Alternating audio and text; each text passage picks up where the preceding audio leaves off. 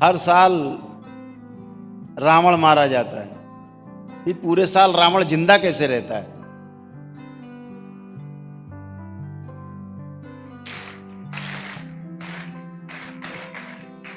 आवश्यकता उस रावण को जलाने की नहीं है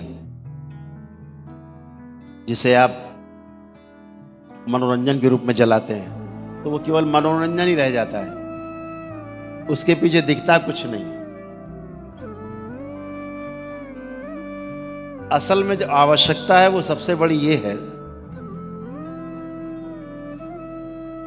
जो रावण बन के बैठे उन्हें ही नहीं पता कि वो रावण है।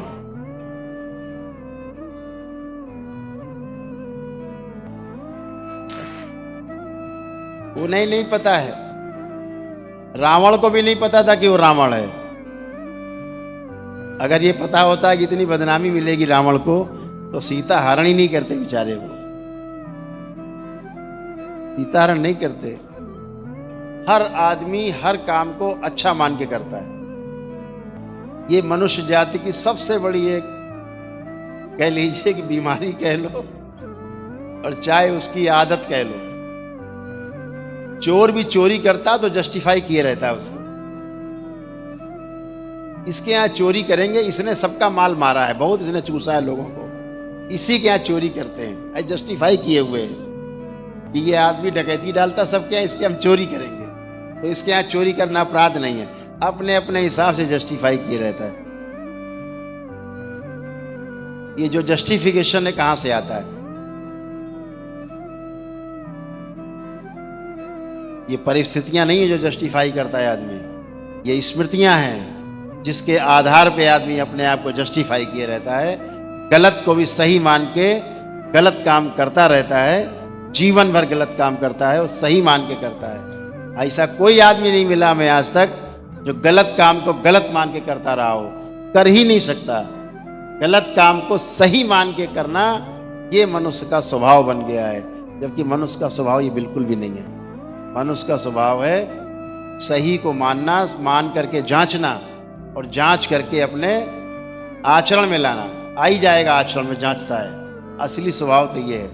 लेकिन स्मृतियां उसको जांचने नहीं देती, स्मृतियां उनको सही का ज्ञान नहीं होने देती, फिर आदमी गलत ही करता रहता है। मेरे सामने कितने लोग रोज आते हैं, पति पत्नी झगड़ा करते हुए आते हैं, माता पिता बच्चों में तनाव देखते सामने रहते, कैसे कैसे जीते हैं लोग, जी नहीं पाते।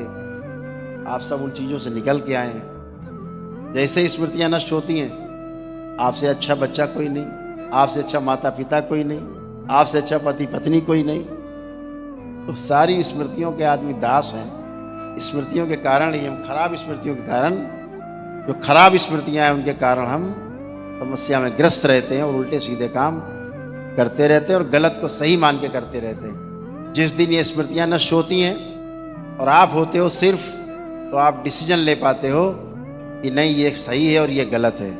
फिर आप सही का चुनाव करते हो और सही रास्ते पर चलते हो।